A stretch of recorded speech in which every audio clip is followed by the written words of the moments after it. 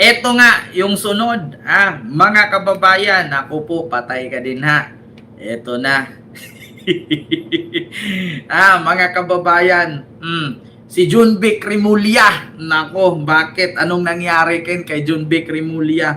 Mga kababayan, nagtaka ngayon, ang mga senador kung bakit nandun si Junvic. Nagtaka ang mga senador, mga kababayan, kung bakit nandun si Junvic Rimulya, sumugod at sinubukang harangin. Sinubukang harangin, mga kababayan, ang paglabas ng 18 Marines para hindi ito makapasok sa Senado. Mga kababayan, ako po, patay ka diha. Ito po yung video, mga kababayan, na change of plans before departure. hinarang ni Junvic, Download the trip.com pinigilang app now for a harangin. worry-free flight experience. Nobody talks about Nauwi nga sa tensyon kanina yung pagpupumilit na makapasok ng mga bisita para sa pagdinig ng Cayetano Block dito sa Senado, At dumating nga si Atty. Levy Baligod at yung 18 ex-Marines na siyang inimbitahan dun sa pagdinig dito sa Senado ng Cayetano Block. Ang sinasabi ng Cayetano Block, ito raw ay pagpapatuloy ng Senate Blue Ribbon Committee hearing. Pero hindi natin masasabi kung ito nga ba ay talagang legitimate na Senate Blue Ribbon Committee hearing sa ngayon dahil nga sa pagpapalit ng liderato. Pinigilan sila ng Senate staff, so nagkaroon muna ng pag-uusap, pagpapaliwanagan. Wala raw kasing supposedly hearing ngayong araw matapos nga magkaroon ng pagbabago. Actually, ito mga kababayan, hindi ko rin maintindihan kung saan dito yung totoo na Senado, kung ito bang grupo ni Cayetano o yung grupo ni Gatchalian. Kasi nagdeklara po si Gatchalian kanina lang, mga kababayan, siguro umaga, wala daw sesyon na maganap. Pero nagdeklara din si Cayetano na may sesyon na gaganapin. So ngayon, mga kababayan, ito yung malaking katanungan ngayon. Sino ba talaga ang masusunod? Sino ba talaga ang may rights? Kasi mga kababayan, ultimo ang media naguguluhan. Kasi dineclared kahapon, mga kababayan, na si Gatchalian na ang Senate President. Tapos ngayon, pumunta itong si Cayetano, dineclared na siya ang Senate President. So ngayon, mga kababayan, eto na nga. Sino ang makapagpaliwanag dito at ano ang magiging parusa dito sa nangyaring ito? 'Di ba? Kasi ang pagkakaalam ko kahapon, mga kababayan, si Win Gatchalian na Pero bakit bumuo, 'di ba? Bakit bumuo itong si Cayetano ng panibagong sesyon? 'Di ba? Oo, 'di ba mga kaibigang oso? 'Di ba idineklara nga ni Tito Sen kahapon at nagtanong pa nga si Win Gatchalian o Sherwin na, meron bang tututol? Objection, meron bang ang sabi kasi ni Tito Sen, bakante lahat ang posisyon sa Senado. So, 'di ba? Cayetano no longer any position in the Senate. So, ang tanong ngayon, mga kababayan, valid ba itong hearing na to? So, ang tanong ngayon, may parusa ba nakakaharapin si Cayetano, si Marcoleta? Kasi mga kababayan, bukod sa 25 million a day ang gastos ng Senado, gastos din ang hearing nilang ito. Diba? Kasi ni-recognize ng Malacanang na si Sherwin Gatchalian na di ba? Ang sabi nga ni Jose Claire Castro kagabi, masaya po ang ating Pangulo at sa pagtalaga kay Gatchalian. Ito, pakita ko sa inyo mga kababayan. Di ba? Kinongratulate na nga ng palasyo na ang bagong Senate President ay si Sherwin Gatchalian. Bakit umepal? Ng Senado sa panawagan get back to work ng Pangulo. Ano kaya ang reaksyon dito ng palasyo? Nagbabalik si Ivy Reyes para sa detalye. Live mula po dyan sa Malacanang. Ivy, go ahead. Yes, Pinky, welcome sa Malacanang ang palididerato sa Senado ngayong hapon dahil naaayon daw ito sa batas. Pakinggan natin ang pahayag ng palasyo tungkol dito. Diba? Kinikilala at nirerespeto ng Ma'am Rosario, palasyo hello ang po. desisyon ng bagong mayorya at ang liderato ni Acting Senate President Sherwin Gatchalian. Pinky, wala raw impormasyon ng Malacanang sa ngayon sa nakalap na detalye ng BNC na pumunta umano si Senator Cheese Escudero sa palasyo bago tumungo at mag-show up sa plenaryo ngayong hapon dahilan para mapalitan ang majority block ni Senate President Alan Peter Cayetano. Nangako ang Malacanang na sasagutin nila ang mga karagdagang tanong bukas sa press briefing at isa nga sa ating lilinawin ay kung ang presidency nga ni SP Cayetano o former SP Cayetano ay ang tanging presidency na walang basbas umano ng palasyo. Bagaman una nang itinanggi ng presidente na wala silang kinalaman sa mandato ng Senado as a co-equal branch, matatandaan na nag-issue ng recognition si PBBM nang umupo si Senator Tito Soto as SP and quoting the president in 2025, "I am confident." At ngayon ay welcome naman ng palasyo si acting SP Gatchalian. Oh. Samantala, ipinagsawalang bahala ng Malacanang ang sagot ni presidential sister and Senator Amy Marcos sa mensahe ng Pangulo na bumalik na sila sa trabaho. Sa isang social media post kasi sinabi ni Marcos na anuman ang sabihin ng kanyang kapatid na si PBBM, walang sasang-ayon sa kanya dahil bagsak anya ang ratings ng Pangulo. Sagot naman ng palasyo rito, Ang patungkol sa rating, alam natin, huwag sila magbulag-bulagan. Meron po na inilabas ang tugon sa masa. Ito pong first quarter na sinasabi na ang Pangulo ay mayroong 54% na trust rating at meron ding 55% na approval rating. So iba-iba. So ngayon mga kababayan, yan ang katanungan ngayon. Meron bang parusa ang ginawa ni Cayetano at ni Marcoleta? Kasi nagdeklara na si Sherwin Gatchalian na walang sesyon ang June 4. Pero pinilit nila, may pakinain-kinain pa ang mga diputa, di ba? May mga pakinain-kinain pa sila doon. Pina-check-check pa yung mga upuan, mga lamesa. Baka may mga bomba, putang ina ninyo. Kayo lang naman yung mga utak kriminal. Kayo lang naman yung mahilig magpapatay. Yeah, oo. Tapos may pakinain-kinain pa. Akala ko nga si Marcoleta yung isang nakatali. Kamukha kasi. Akala ko nga, sabi ko, aga-aga naman ni Marcoleta nang aamoy-amoy ng lamesa. Di ba, mga kababayan? Akala ko talaga si Marcoleta ang aga. Wala pa alas 9, alas 10 pa lang yun. Nandun na. Oh, yung pala, K9 pala yun. Nagkakamali lang. Di ba? Oh, kasi sa totoo lang mga kababayan, no, ang na-recognize talaga na Senate President ay si Gatchalian. Ni-recognize ng palasyo, ni-recognize din ng lower house or ng Congress. So si Cayetano parang wala naman di ba? So bakit nangunguna pa rin siya? Uy, Cayetano, mag-move on ka na. Hindi ka na Senate President, wag pa bida-bida. Uy, bading. Di ba? Tigilan mo na yung kahibangan mo. Ilusyon mo na yan. Umalis ka na dyan, hindi ka na Senate President. Di ba? Vacant position nga eh. Kaya nga acting, di ba? Si Win Gatchalian. Ay, Diyos ko po, bakit ganon?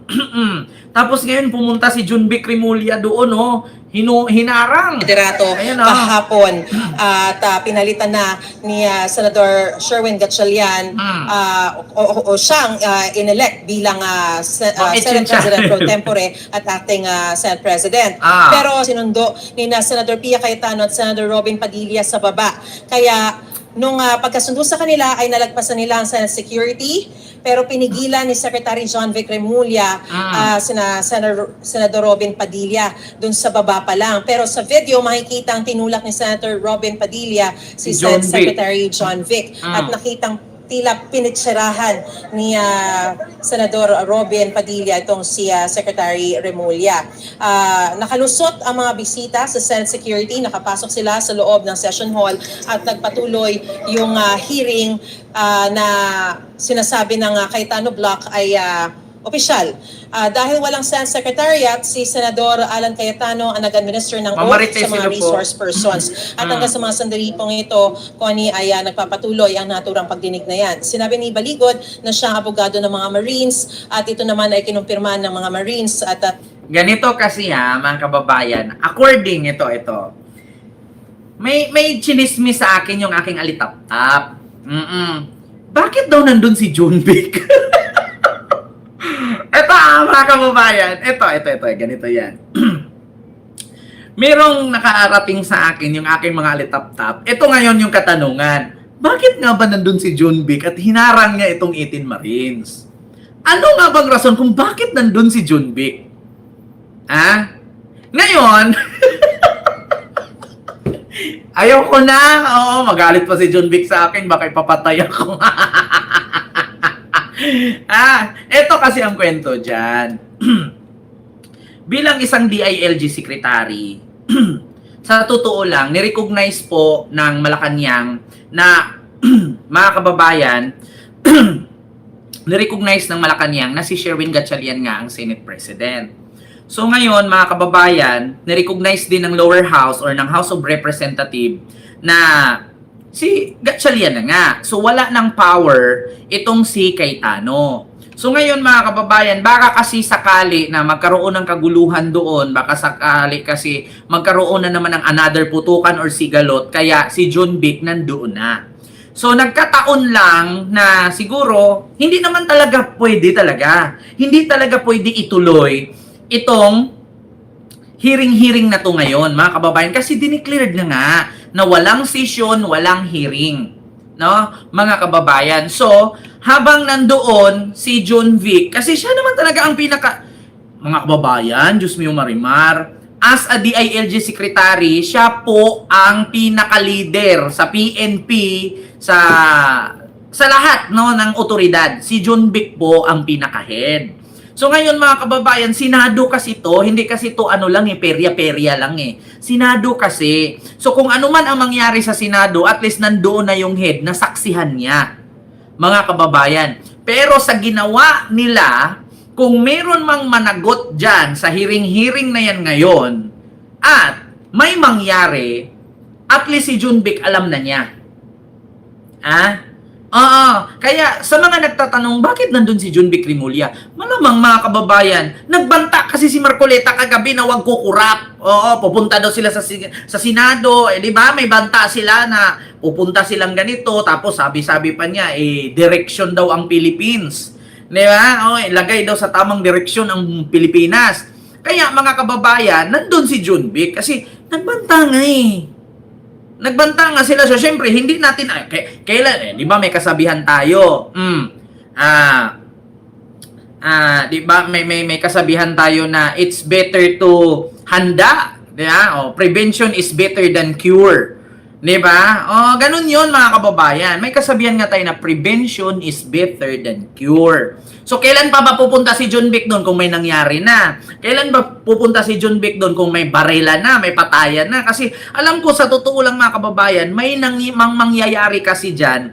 Baka harasin nila yung mga staff ng Senado. Kasi nandun yung mga staff ng mga senador Hindi lang naman, actually mga kababayan, malaki po ang Senate building. So, may staff dyan ang bawat senador. Paano kung may mga staff dyan na harasin nila, takutin nila, ganuhin nila? So, at least nandun si John Vic Rimulya. Pero nakakapagtaka lang, bakit hindi nagpa-interview si John Vic? Di ba? Why not Nartatis or Matibag? Actually, mga kababayan, much better talaga. It's better na si John Vic yung nandun. At least, actually, nandun nata si Nartatis Pagkakaalam ko mga kababayan, nandun yan si Nartatis. Nandun lang yan sa labas. Or siguro nasa likod ni John Vic, hindi lang agad nakasunod. No? Kasi, syempre, maraming tao, hindi siguro nakapasok. Kasi, actually, mga kababayan, isa sa mga kaibigan ko nandun. Sa madaling salita, yung alitap-tap ko nandun. Masikip daw talaga, mahirap makapasok. Ang liit-liit naman kasi ng elevator.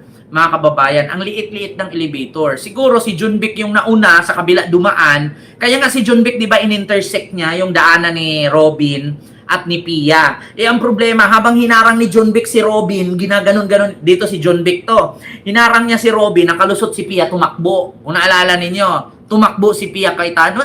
Bilis ni Pia. Pero nung isa, ganon-ganon siya. Nung nandun na si John Vic, nakita, diretso, ang bilis nilang nagsitakbuhan, kaya nakapasok siya sa loob. Pero, sa mga nagtatanong kung bakit nandun si John Vic, Sabi nila na si Attorney Baligot nga ang kanilang abogado. Connie, idagdag ko lang na kanina ay dumating din dito si Attorney Roy Rondain dito sa sesyon at si Attorney Roy Rondain ang siyang abogado naman ni Zaldico. So tinanong natin kung nakatakda bang humarap si Zaldico sa naturang pagdinig na ito via online. Sabi niya hindi raw. Hindi raw niya alam kung nasaan si Zaldico sa ngayon. Hindi rin naman daw inimbitahan ngayon si Zaldico. Pinadala lang sa kanya ang mga subpoena para sa mga executive assistant ni Zaldico, kaya siya humarap bilang courtesya, pero dahil hindi naman daw niya nire-represent o hindi siyang abogado ng mga naturang executive assistants, ay nagpaalam na siyang umalis. Hindi pa raw uuwi sa ngayon si Zaldico sa bansa dahil may matinding Sir banta sa kanyang Alan, buhay. kumusta ka At na? may mga nangyari. Nanood daw si Alan sa akin. Kent, nanood ako sa'yo. Oy! Bumaba ka na pagiging SP. Di ba? So ngayon, ito nga mga kababayan yung mga katanungan. Sabi nga ni Amy Marcos, bakit nandyan si John Vic Rimulya? Ano bang pinagagawa dyan ni John Vic? Ito ha. Nagtanong na si Amy. Ito, pakinggan niyo ha mga kababayan. Bakit daw nandyan si John Vic? May ads lang. Sir President, Mr. Chairman, I'll take a lead. Ayaw papasukin pa rin yung ibang media. Bababain ko na lang muna. Yes, apropos of that, Senate President Alan, please, nahack po yung website yata ni Chairman Marcoleta. Dapat lang. At Oo. hindi na lumalabas. Dapat lang ma-hack yung account niya. Kung ano-ano naman pagsasabihin na naman dyan. Tapos pagka kung ano dinaldal niya, gagamiting ebidensya, magagalit na naman siya. Labas na nagda-drums, nahack po yung kay Yung Senator Facebook. Marcoleta. Yes, at hindi siya makapag-livestream. May taong nagda-drums, yun na lang ang lumalabas. Nagda-drum. Nakakapagtaka. Ikalawa, bago kayo umalis sa Senate President Alan at saka kay Chair Marcoleta, ibig ko lang tanungin, bakit po narito ang DILG Secretary John Vic Rimulya? Sabi ni Amy, tatanungin daw niya bago umalis itong si Alan Cayetano. Bakit nandito si John Vic Rimulya? Amy, tanga-tanga ka ba? Alam mo, Amy, siguro yung utak mo nasa baba na. Nasa baba na lumipat. Baka naging gwitter yan someday. Kaya po nandyan si John Vic, kung hindi ba naman kasi kayo nagbanta kagabi na wag kukurap, hindi pupunta yan, tanga-tanga lang. Kailan pa ba si John Vic pupunta kung nagkakagulo na? Sabi-sabi kasi di ba? Sabi-sabi kasi ni Marcoleta kagabi, wag kukurap. Wag kukurap. Di siyempre nandyan si John Vic, malay nyo, pasabugin yung Senado, di ba? Nagtatakahon ko po. Baka kasi pag gaganon-ganunin mo yung pader dyan, Amy, masira yung upuan, may mga madadamay, di ba? Baka magyuko-yuko ka dyan, gaganon-ganon ka, mabiyak yung mga lamesa, mabagsakan yung paa ng mga panauhin dyan. Baka naman kasi pag tutusukin mo gano'n. Kaya nandyan si John Vic, mahirap bang intindihin yan? Baka kasi maghasi ka ng lagim, pag tutusukin mo, gaganong-ganong ka dyan, di? At least nandyan si John Vic. Pag di-drill mo, baka gaganong-ganunin mo sila dyan. Dahil ang pagkaalam ko, ang tanging security lamang sa atin ay ang OSAA. Ngayon, kung may nagputukan dyan, Amy, sasabihin mo na naman nasaan ang DILG. Ayan na naman tayo di ba? Sa Amy, nagtatanong bakit daw nandyan si John Vic. Paano nga kung may nagkaguluhan dyan? Kanina, nakita nyo sa harap ng Senado, yung mga supporter ninyo, mga bobo, di ba? Naghahasik na suntukan daw, duguan ba gusto nyo? Sige, magpadugo tayo, di ba? So anong gagawin ni John Vic? Hayaan niya lang yung mga supporter yung bobo, naghahampasan ng mga tubo doon sa labas. Tanga-tanga din tong baba na to. Di ba? Kita nyo yung mga supporter ng mga DDS dyan sa labas ng Senado kanina. Anong gusto nyo? Duguan? Magduguan tayo. Maghampasan ng tubo. Nakita nyo, may mga bit-bit na flag, may mga kahoy yun paano kung nagkagulo yun? Sino sisihin? Si BBM na naman. Saan si John Vic? Ganyan kasi mga kababayan, mga katangahan, Para sa, ito si Amy, in love yata to kay John Vic. Ganda pa naman katawan ni John Vic. Daddy, Borta. Mabigat, pag yumakap, durog. Ay, nako, Amy. Sabi pa naman ni Fables, may jowa-jowa ka daw. Yung nakasuhan. Diba?